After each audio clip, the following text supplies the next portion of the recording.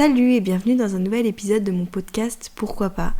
Aujourd'hui, on a un invité et c'est un invité que j'adore puisqu'en plus, si vous me suivez un petit peu sur les réseaux, vous avez vu que j'ai pu le rencontrer pour faire de la musique. Je vous dis qui c'est Sohan Pag, c'est un chanteur mais aussi acteur. Donc voilà, je l'ai rencontré à Paris. J'ai joué sa musique De ma faute au piano et lui il l'a chanté. On a fait une version acoustique. Et c'était trop cool, donc vous avez peut-être vu ça sur les réseaux. Mais vous l'avez peut-être aussi vu dans Scam France. Il avait le rôle de Max, mais il est aussi chanteur. Il mélange à la fois le slam, le rap et la chanson. Il a sorti 2 EP et plusieurs singles. Sa musique d'Orient a même été streamée plus de 30 000 fois sur Spotify. Il a sorti une nouvelle musique il y a quelques mois maintenant qui s'appelle De ma faute. Avant qu'on commence et que je vous laisse le jingle, n'oubliez pas de vous abonner, de mettre 5 étoiles, 5 cœurs si ça vous a plu. Et puis d'écouter en entier aussi pour apprendre à mieux connaître Sohan. Voilà, je vous laisse le jingle, à tout de suite. Et juste avant, je m'excuse pour la qualité audio, on a eu un petit problème avec l'enregistrement de Sohan, mais ça n'empêche pas d'écouter en entier, vous inquiétez pas, ça marche très bien. Et puis voilà, je vous laisse le jingle. Non mais en vrai, des fois je me dis... Pourquoi pas ? Pourquoi pas ? Pourquoi pas ? Pourquoi pas ? Pourquoi pas ? Pourquoi pas ? Pourquoi pas ? Un podcast par Onoa. Coucou Sohan, merci d'avoir accepté de venir. Salut, merci à toi. Je t'ai déjà un petit peu présenté, mais est-ce que tu pourrais de nouveau te présenter s'il te plaît ? Oui. Donc moi je m'appelle Sohan Pag, je suis comédien et musicien. Voilà, j'ai 25 ans. Je suis toulousain de base et malheureusement j'ai dû venir en région parisienne pour le travail. Ouais, ça mais marche. Voilà, en gros. D'accord. Et j'avais une question justement, d'abord la première, t'es venu genre dès tes 18 ans à Paris pour faire les études ? Du coup, non, moi je suis parti à 17 ans de chez ma mère et je suis allé d'abord à Montpellier, puis à Lyon pour faire des études de cinéma et je suis arrivé à Paris vraiment pour commencer les conservatoires de théâtre quand j'ai décidé de vraiment me mettre en mode essayer d'être comédien. Mais voilà, donc je suis arrivé à Paris, je devais avoir 19-20 ans. Ah oui, d'accord. Est-ce que c'était pas trop dur de partir de chez toi un petit peu ? Du coup, t'es pas passé de la campagne à la ville, mais t'as dû partir un petit peu quand même jeune. Ouais, oui, je suis parti jeune. Après, c'était par choix. Je pense que j'avais un peu envie de m'éloigner de là où j'avais vécu mon adolescence, tout ça. Mais en fait, je me suis rendu compte que c'était pas évident. Quand je me suis retrouvé à 17 ans dans un appart pourri à devoir tout faire tout seul alors que je sortais tout juste du lycée, quoi, j'étais encore adolescent. Donc c'était pas évident, mais au final je pense que ça m'a poussé aussi à faire des choses par moi-même. Voilà, je regrette pas non plus, quoi. D'accord, oui, ça a été bénéfique, mais au début... Ok. Et du coup, ça, après, t'as arrêté... t'es allé à Paris et t'as fait combien d'années après de théâtre ? J'ai fait 2 ans de conservatoire. J'ai entamé une 3e année que j'ai arrêtée en cours parce que en fait, ça demandait un investissement et une présence que je pouvais plus trop avoir parce que je commençais à travailler pas mal à côté. D'accord. Voilà, donc j'ai fait 2 ans de conservatoire. Je n'ai pas eu de diplôme parce que je suis aussi parti de la fac au bout d'1 an, de l'école de ciné au bout d'1 an et du conservatoire au bout de 2 ans. Mais voilà, ça m'a quand même apporté beaucoup de faire ces 2 ans de théâtre, quoi. D'accord. Oui, de toute façon, ça a été forcément utile. Et aujourd'hui, tu te considères plus chanteur ou acteur ou un petit peu les deux ? Franchement, pour moi, les deux sont à égalité. Disons que je gagne plus ma vie en tant que comédien à la limite. Donc ce serait plutôt ça en termes de métier, entre guillemets. Enfin non, c'est un métier, mais voilà. Ouais. Mais sinon, dans l'investissement que j'y mets et tout, pour moi, c'est complètement à égalité. Les deux n'ont pas nécessairement d'ordre de préférence ou quoi. Oui, parce que tu faisais...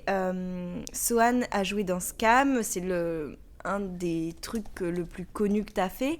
Et avant Scam France, tu avais joué dans d'autres séries films ou c'était ton début ? Scam France, c'était le 2e projet rémunéré que je faisais et le 3e projet professionnel, on va dire. Ouais. Juste avant, j'ai joué dans le court-métrage Lavande d'Alexandra Naoum, D'accord. que j'aime beaucoup et qui a été diffusé sur France 3. Je pense qu'il est disponible de temps en temps sur France TV. Et ensuite, j'ai tourné dans le court-métrage Mauvais Genre, qui est sur Canal+, encore aujourd'hui. Mais Scam France, c'était quand même dans mes premiers projets. Je débarquais, j'y connaissais pas... Enfin, je connaissais le cinéma, puisque j'avais quand même fait des études là-dedans, mais un tournage en tant que comédien professionnel, j'étais vraiment au tout début. Mhm. Donc c'était très formateur. D'accord, mais j'ai l'impression que Scam, c'est un super tremplin pour les petits comédiens qui sont pas encore totalement lancés, parce que c'est que pas des personnes très connues et ça vous fait démarrer d'un coup en fait. Ouais, oui, c'est sûr que c'est un truc cool dans Scam, c'est qu'ils prennent un peu des nouvelles têtes la plupart du temps, pas que, mais c'est sûr que c'est un bon tremplin. Et en plus, vraiment, comme je disais, c'est hyper formateur dans l'intensité du tournage, dans la densité de tout ce qu'on a à tourner. Enfin, on est vraiment dans le grand bain tout de suite d'un gros tournage, quoi. Quand bien même c'est Ouais. pas un blockbuster, ça reste des tournages très intenses, quoi. Bah oui, oui. Donc oui, et c'est cool aussi pour se rendre compte de ce que c'est aussi le travail de comédien sur un plateau et comment fonctionne un gros plateau enfin un gros plateau, un plateau de série télé en tout cas. Ouais, je vois. Et du coup, enfin, quand t'as fait ça, et puis même avant, comme t'as joué dans un autre court-métrage, si je me trompe pas, avant, à ce moment-là, quand tu y étais, tu t'es dit, bah, c'est ça que je veux faire. Ouais, de ouf. Oui, clairement, Euh, oui. oui, bah j'attendais un peu de pouvoir justement commencer à jouer comme ça dans des films. J'avais commencé à le faire juste pour commencer à avoir des images, pour me former, etc. dans des courts-métrages de la FEMIS surtout. Donc une école de cinéma à Paris, Mhm. une des écoles publiques de cinéma en France.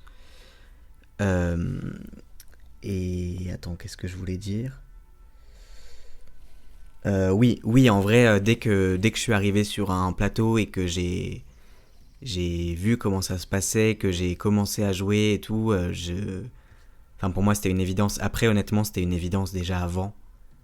Oui, C'est dès que t'as commencé. Bah, c'était une évidence déjà de vouloir travailler dans le cinéma depuis que j'étais ado. Et ensuite, Mhm. ça s'est précisé avec les formations que j'ai faites dans différents domaines, quoi. Mais pour moi, c'était l'objectif depuis vraiment longtemps, quoi. Et ouais, je vois. Et du coup, à quel moment tu t'es dit. Enfin, en fait, t'as eu cette idée, tu t'es dit pourquoi pas me lancer.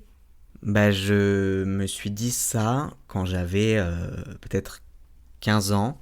Je venais de rentrer au lycée, j'avais fait une année de seconde un peu chaotique, mais j'avais eu la chance d'intégrer une classe cinéma audiovisuel où on apprenait un peu l'histoire du cinéma, les analyses de films et un petit peu commencer à filmer, à écrire, etc. Mais mon année de seconde avait été assez chaotique à cause de plein de choses que je vivais en parallèle. Oui. Et quand je suis arrivé en première, je me suis dit, ok, courage, il faut que j'arrive à aller au Mhm. bout du lycée. Et en fait, mon option cinéma est devenue une spé cinéma, donc j'en avais beaucoup plus. Et là, je me suis vraiment accroché à cette matière. J'ai découvert un film, alors ça va faire très cliché parce que c'est un film de Xavier Dolan, mais que je suis allé voir au cinéma, qui s'appelle Mommy, Oui. et qui est le premier film, je pense, à m'avoir marqué à ce point, enfin, à un point en tout cas, de l'intensité de l'émotion que j'ai ressentie. Et je suis sorti de là et ça a été la confirmation ultime qui me manquait. Et je me suis dit, à partir de maintenant, je veux faire ça dans ma vie. Et si je veux faire ça, il faut que je m'accroche. Déjà, il faut que j'arrive au bout du lycée, il faut que je m'accroche, il faut que je travaille, il faut que je lance des projets. Et en fait, à partir de là, pour moi, c'était même pas pourquoi pas, c'était genre, il faut que ce soit ça. Ouais. Et ça va être ça, quoi. Ok, donc c'est trop cool comme révélation. Et puis t'as eu la chance de pouvoir faire ça aussi pendant le lycée.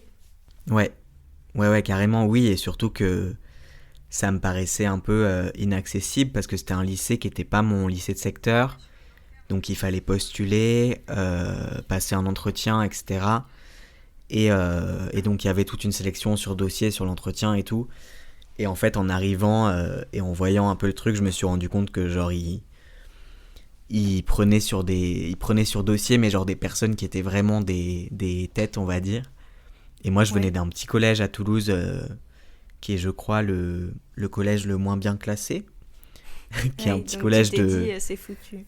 Ouais, voilà, un collège de ZEP où du coup, moi, je m'en sortais pas trop mal, mais c'était visiblement pas le même niveau que dans d'autres collèges à Toulouse, un peu plus réputés, quoi. Mm. Et donc, ouais, j'avais un peu peur que ça me pose problème. Et au final, je suis rentré dans ce lycée-là, qui était un lycée du coup très artistique et tout. Mais bon, ça m'a quand même fait un choc en termes de niveau, d'arriver dans un lycée où là, dans ma classe, ils étaient tous très très bons, ils travaillaient beaucoup et tout. Moi, ça m'a un peu fait tout drôle, quoi. Ouais. Mais ouais, c'était une chance de ouf d'avoir accès à cette option, à cette spécialité. C'était trop bien. Bah oui, oui. Et quand t'as dit à ton entourage que tu voulais continuer là-dedans, ils avaient un peu peur parce que le cinéma, c'est pas forcément sûr que ça marche toute la vie ou non, ils Hmm. te soutenaient dans ce projet. Bah, je pense que ça fait peut-être un petit peu peur à ma mère de voir que je prenais une voie assez incertaine parce Mm. qu'effectivement, il n'y a pas non plus. C'est pas comme s'il y avait énormément de place dans le cinéma ou en tout cas qu'on laissait énormément de place à des nouvelles personnes de rentrer. Bah oui, oui. Après, ça n'empêche pas qu'elle m'a soutenu, elle m'a encouragé à quand même bosser d'autres trucs à côté, mais après, au début, j'étais quand même parti plutôt dans la technique, dans le montage, donc c'était peut-être un peu moins effrayant. Ça l'a peut-être été plus quand d'un coup j'ai dit je pars à Paris faire du théâtre, quoi. Oui. Mais en vrai, peu importe la façon dont ça l'a inquiété, elle m'a quand même soutenu dans mes choix, même si elle m'encourageait voilà, à garder d'autres choses à côté et tout, mais elle a pas essayé de m'empêcher de faire ça, Oui, quoi. bon, c'est trop cool ça. Et avant que du coup, là on parle du cinéma, mais au niveau de la musique, ça c'est à quel moment que tu t'es lancé là-dedans? Bah en fait, j'ai commencé la musique quand j'étais enfant, donc j'ai fait 4 ans de conservatoire de guitare. D'accord. Et en fait, ensuite, j'ai arrêté parce que le conservatoire, c'était tellement strict et ça demandait encore une fois beaucoup de rigueur et tout, que j'étais, enfin, normal en tant qu'adolescent, à 12-13 ans, j'étais plus prêt à la fournir, quoi. Hmm. Donc j'ai arrêté et j'ai fait une bonne pause dans la musique, enfin, en tout cas dans la pratique de cet instrument-là. Et j'avais fait aussi pas mal de chants, etc. Et c'est revenu, je dirais, 3-4 ans plus tard, où j'ai repris ma guitare, où je me suis mis à chanter, à faire des petites reprises, et puis à écrire un peu mes premières chansons, peut-être quand j'avais 17-18 ans, en tout cas mes premières vraies Ouais. chansons à moi, quoi. Et en fait, je me suis rendu compte de à quel point ça me faisait du bien de pouvoir m'exprimer. Et sauf que voilà, au début, c'était vraiment un loisir et voilà, ça passe beaucoup par l'écriture aussi. Et, et j'ai rencontré donc la personne qui a fait beaucoup de mes instrus, qui s'appelle Jonathan Galbi, en 2020. Et donc en le rencontrant, on s'est lancé sur un projet d'EP. Et c'est comme ça que j'ai sorti mon premier EP. Mais je pense que, enfin à la base, je pensais même pas faire ça parce que ça me paraissait hyper difficile et inaccessible de pouvoir produire un projet comme ça par moi-même, quoi. Oui. Alors que tu t'es bien entouré et puis finalement ça s'est fait. Voilà, ça s'est fait. Après, franchement, je n'avais aucun code, je savais pas du tout comment ça fonctionnait, comment faire. Enfin, en fait, Mm. pour moi, je sortais mon EP, mais je savais pas quoi faire d'autre à part juste avoir fait ma musique, quoi. Alors qu'en fait, il y a Ouais. tellement de choses autour quand on est artiste indépendant et j'en avais pas du tout conscience, quoi. Ouais, bah oui, mais ça je suis d'accord. Enfin, on nous parle pas trop de ça et du coup on sait pas trop par où commencer alors qu'en fait on peut commencer un peu de où on veut parce qu'il y a pas, il y a tellement, enfin c'est tellement diversifié qu'il n'y a pas de normes réellement. Ouais. Oui, et je pense que quand on n'a même pas un petit pied dans le milieu musical, on se rend pas compte. Enfin, en fait, moi, mon truc, j'avais juste envie de faire ma musique à la base, tu vois. Mm. Et franchement, mon premier EP, je l'ai sorti. J'ai rien fait, juste je l'ai sorti, j'ai dit il est sorti. Et je me suis même pas. J'ai même pas pensé qu'il fallait en parler, qu'il fallait envoyer des mails à des médias, etc. J'avais conscience de rien, quoi. Oui, oui. Et j'ai compris ça plus tard, mais ouais, c'était un peu... j'étais presque surpris de me dire, ah, mais il faut encore travailler après la sortie de l'EP, tu vois, sur autre chose que la musique, en tout cas. Mais voilà, c'est comme ça que ça s'est lancé. Et en plus, du coup, à ce moment-là, pour moi, c'était... Enfin, en tout cas, au moment où je produisais l'EP, c'était même pas... Enfin, je m'imaginais même pas me professionnaliser là-dedans, parce que, ça, encore une fois, ça me paraissait hyper inaccessible, quoi. Bah oui, oui. Mais au final, c'est bien que tu aies les deux casquettes parce que du coup, tu te fais connaître au niveau des chansons grâce au cinéma et puis c'est aussi l'inverse. Enfin, du coup, c'est bien, tu es un peu Ouais. partout, quoi. Oui, après, je pense que c'est pas exactement les mêmes publics pour les deux, que Oui, potentiellement les personnes qui vont aimer mon travail comme comédien vont pas aimer ma musique et inversement. Mais c'est sûr que c'est chouette d'avoir les deux, même pour moi, dans la diversification de mon activité. Comme le métier de comédien, c'est beaucoup de hauts et de bas en termes de projets, de tournage, etc. Bah, au moins dans les bas, je suis pas juste à attendre, je peux travailler sur ma musique. oui, Ouais, voilà. d'accord. Et bah, enfin, en tout cas, après, je pense quand même que t'as... Là, je parle avec Scam parce que moi, c'est comme ça que je t'ai connue. Mais Scam, il y a quand même un public très bienveillant et tout. Et ça correspond au... Après, je sais pas qui sont tes auditeuristes, mais le public bienveillant, ça doit être le même pour tes chansons, non? Ouais. C'est un peu le même public pour le coup, Scam Oui, et tes sons. oui, carrément. Oui, carrément. Je pense qu'il y a des personnes qui n'ont pas vu Scam, des personnes qui l'ont vu, sûrement beaucoup, puisque c'est par le biais d'Instagram sûrement qu'ils ont découvert ma musique, mais c'est sûr que j'ai la chance de recevoir beaucoup de bienveillance et assez peu de trucs méchants, alors que ça me faisait un peu peur de me rendre visible en tant que mec trans sur les réseaux, dans la musique ou même dans le cinéma, mais oui, en vrai, les gens sont très gentils avec moi. Oui. Bah tant mieux en même temps parce que bon, dans le monde dans lequel on vit, c'est Ouais. pas... Tant mieux. Et qu'est-ce que je voulais demander? Ah oui, aujourd'hui... Enfin, d'abord, je vais demander ça. Est-ce que tu es en label ou non, t'es solo? Non, non, non, je suis vraiment en indépendance totale. Après, là, je commence à me questionner effectivement sur est-ce que je chercherais pas à structurer un peu plus mon projet pour aussi pour pouvoir m'alléger et pour pouvoir être dans une production peut-être plus, comment dire, pas plus classique, mais peut-être plus efficace et plus simple pour moi, parce que c'est vrai que c'est compliqué de tout faire, Mm. et en plus, je sais que ça m'aiderait d'avoir aussi un regard de personnes qui sont dans le milieu de la musique depuis un moment, qui connaissent vraiment ce qu'ils font, là où moi, comme je disais, je suis un peu tout seul dans mon truc, enfin, je suis pas tout seul dans mon truc, mais j'y connaissais rien de base, quoi. Donc forcément, un apport de personnes professionnelles et tout, c'est toujours bénéfique, et donc éventuellement un label, mais après je veux m'assurer que si c'est le cas, ce soit fait justement dans des conditions qui me conviennent, avec des personnes qui ont des valeurs similaires aux miennes, quoi. Oui. Oui, oui, comme ça, ils t'apportent un... Enfin, ils savent quelle cible viser aussi. Enfin, un peu tout ce qui... Pour te faire plus décoller, si je peux dire. Ouais. Oui, en termes de visibilité, ouais, sûrement aussi que ça joue. Ouais. Et même si t'es indépendant, t'as déjà fait des concerts? Ouais, oui, j'ai fait quelques concerts. Mon EP de 2020, j'ai pas eu l'occasion d'en faire. D'une part parce que c'était en plein Covid, d'autre part parce que je pense que j'avais un peu peur, donc j'ai pas nécessairement non plus trop cherché. Et en fait, donc j'ai sorti mon deuxième EP en 2022 avec cette fois vraiment l'ambition entre guillemets de me professionnaliser, etc. Et là, j'ai commencé à faire des scènes, notamment grâce à un artiste que je veux citer qui s'appelle Maddy Street et qui organisait des soirées dans une salle qui s'appelle le Velvet Moon à Montreuil, et qui m'a permis de faire mon premier set devant un public. Et bon, bah ça m'a motivé, ça m'a lancé à faire d'autres choses, à chercher d'autres dates.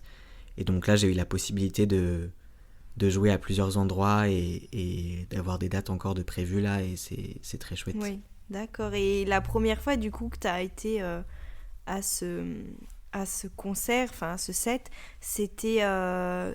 t'avais peur ou tu partais quand même confiant parce que, bah voilà, tu savais que t'en étais capable et que c'était possible? Non, franchement, j'avais trop peur. Ah, Enfin, en même temps, déjà, c'est normal. j'ai pas une méga confiance en moi de base, bon, Mm. comme beaucoup de gens, je pense. Oui, Donc là, me dire, je vais être devant des gens à faire mes chansons et tout, enfin, en fait, je me disais, mais c'est comme si je me mettais tout nu dans la rue, quoi. ouais, Et je sais pas, j'avais des giga peurs de me dire, enfin, des trucs classiques, en fait, de je vais oublier mon texte, les gens vont me trouver nul, je vais mal chanter, enfin, tu vois.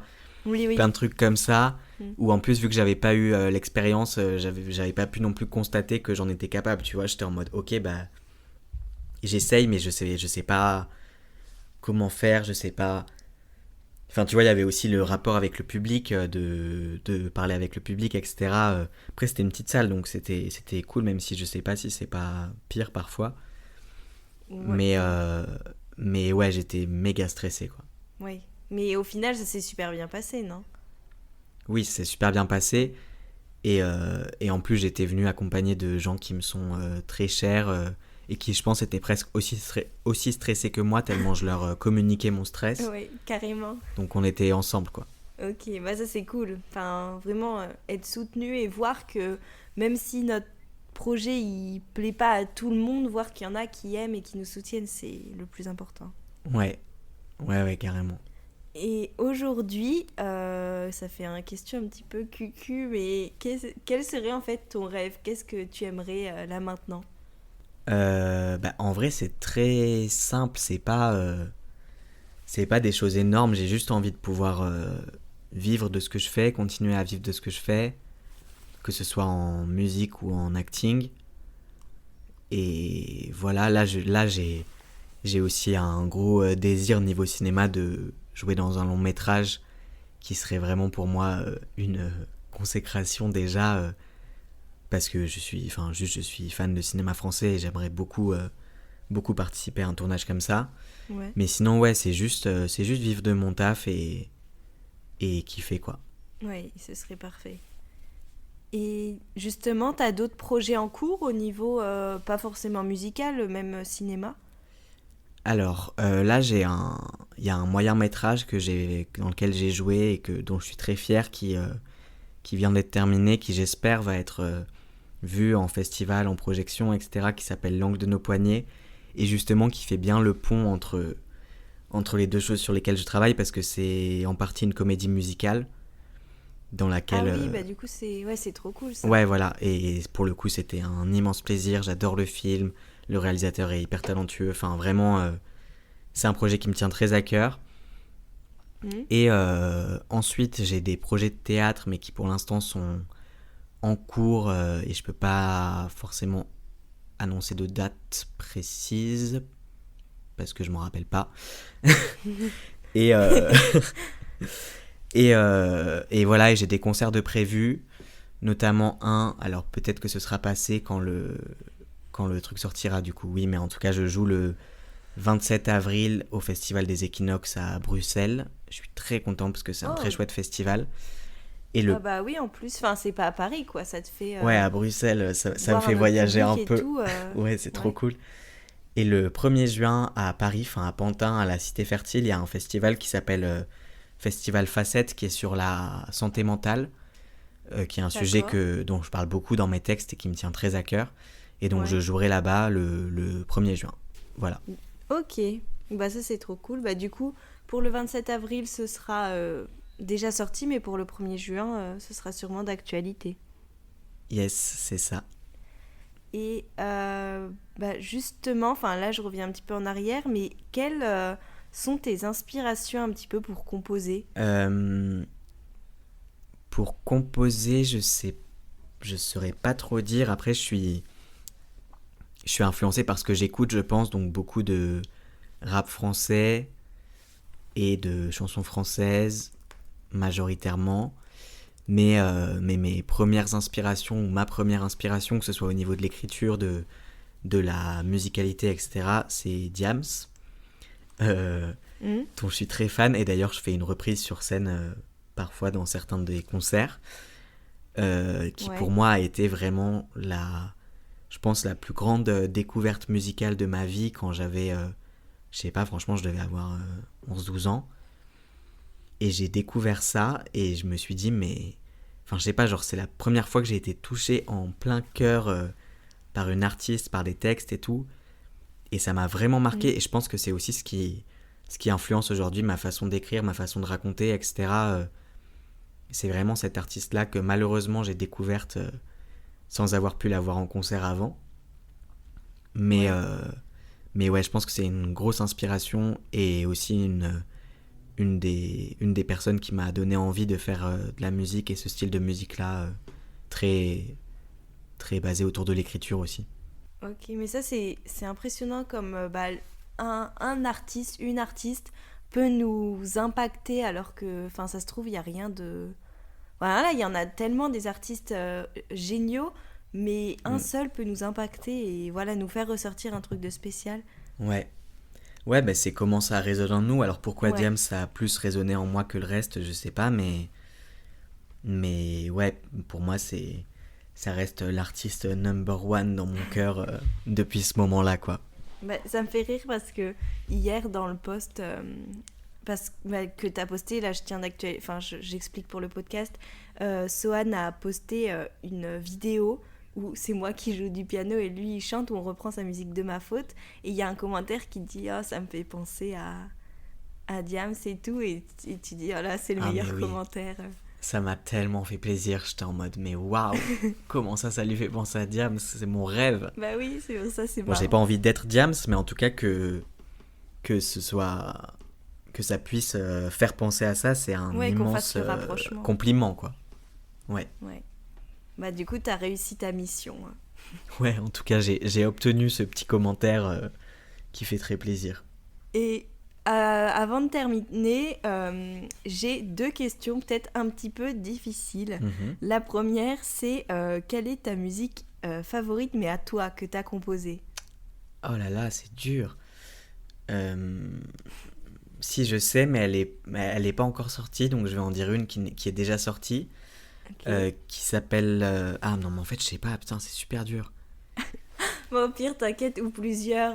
Non, mais Tu fais vas-y, un j'en top j'en 3. choisis une parce que mon dernier single, j'en suis assez fier dans le propos, etc. Mais il y a une des musiques que j'ai sorties qui est particulièrement importante pour moi, qui s'appelle Pays des Merveilles, Mhm. et qui pour le coup raconte... Enfin, qui peut, j'ai l'impression, être interprétée de plein de façons, des retours qu'on m'en fait, mais en tout cas qui, moi, quand je l'ai écrite, racontait un peu un parcours d'une personne bipolaire qui n'a pas la possibilité de se soigner et qui en vient à aller très très loin, malheureusement. Mhm. Et pour moi, c'était hyper important comme texte, déjà, d'aborder ce sujet. Je sais pas comment dire, mais Oui. c'était important pour moi. Et en plus, le fait de le raconter en utilisant cette image-là d'une autre personne, et du coup d'être complètement libre aussi dans le récit, parce qu'évidemment c'est pas mon histoire, c'était très important pour moi, et du coup je suis vraiment fier de ce morceau qui est pas forcément énormément écouté parce qu'il est dans mon EP, que c'est pas un single, etc. Donc c'est pas le plus écouté, mais j'en suis content, et j'ai eu des retours chouettes, notamment de personnes concernées qui sont très précieux pour moi, quoi. Mm. Mais ça, justement, tu parlais du fait que tu parlais de santé mentale dans tes textes, et c'est vrai que c'est bien, parce que tu parles de choses, ça te concerne peut-être pas, enfin je sais pas, mais voilà, t'arrives à parler de choses dont pas grand monde parle, mais c'est bien de le faire passer via la musique, et comme ça impacte, même si on n'a pas forcément envie d'être impacté par ça, enfin voilà. Ouais. Oui, puis je pense que après, en fait, c'est des choses qui peuvent être universelles. Moi, j'en parle parce qu'en réalité, ça me concerne, mais j'essaye de le rendre universel aussi. Et je pense qu'en fait, il y a plein de gens qui peuvent quand même se retrouver dans les émotions que je décris, dans les histoires que je raconte, sans nécessairement être touchés par des troubles ou des maladies psy. Oui. Et c'est ça que je trouve bien aussi dans la musique, c'est que c'est que ça parle pas non plus que à ça peut parler à d'autres personnes qu'au petit pourcentage de personnes concernées, bon, qui est grossi de plus en plus, mais oui, je trouve que c'est important. Et c'est pour ça aussi que je suis très fier je reviens là-dessus, mais de participer au festival Facettes, c'est que pour le coup, c'est vraiment axé là-dessus, et je trouve que c'est un festival qui est très très bien fait, et je suis particulièrement fier justement de pouvoir porter ces mots-là et l'importance de ces troubles, quoi. Oui, dans un festival qui est dédié à ça en plus. Ouais. Et dommage, je pourrais pas te voir, c'est un peu loin, mais bon. Enfin non, en plus, non, Ouais. je suis bête, c'est à Paris. Mais je verrai, c'est à côté mais de Paris, ouais. ça pourrait être cool. Et Écoute, tu es la bienvenue. merci. Et autre question peut-être difficile, mais je pense du coup avoir une petite réponse. J'allais te demander ta musique favorite, mais pas à toi, mais ça se trouve c'est une de Diams. Mais en fait, ça aussi, c'est super dur. Parce que déjà, il faut savoir que je fonctionne en obsession totale avec les chansons. Donc, pour que j'écoute une chanson, il faut que je sois complètement obsédé et que je l'écoute en boucle pendant 3-4 jours. Ça devient ma musique préférée, puis ça devient une autre, etc. Donc, en ce moment, je sais pas, il faudrait que je regarde mon téléphone, mais... Non, t'inquiète. Mais de manière générale, évidemment, je pense que ce serait une chanson de Diams. Je dirais Car tu portes mon nom, qui est celle que je reprends sur scène et qui parle du coup de son désir de devenir mère et du coup une lettre à son futur enfant, quoi, que je trouve très très belle et qui me parle beaucoup. Et après, il y a aussi des morceaux du rappeur Giorgio qui me touchent particulièrement de façon générale. Voilà. D'accord. Bon t'as réussi à répondre quand même, merci. Oui. Et pour terminer, j'aime bien poser cette question. Est-ce que tu aurais un conseil pour celles et ceux qui veulent se lancer dans la musique ou le cinéma, ou les deux comme toi? Est-ce que je suis vraiment bien placé pour donner des conseils? Je pense. Parce que moi, il faut savoir que je galère encore un peu. Hein. Ah, mais c'est normal. Enfin, de toute façon, on peut tous donner des conseils et puis on galère tous un petit peu. C'est vrai, c'est vrai. Mais en tout cas, des personnes qui ont envie de suivre cette envie-là, j'ai envie de leur dire de le faire, en tout cas au maximum de la possibilité qu'ils peuvent, et que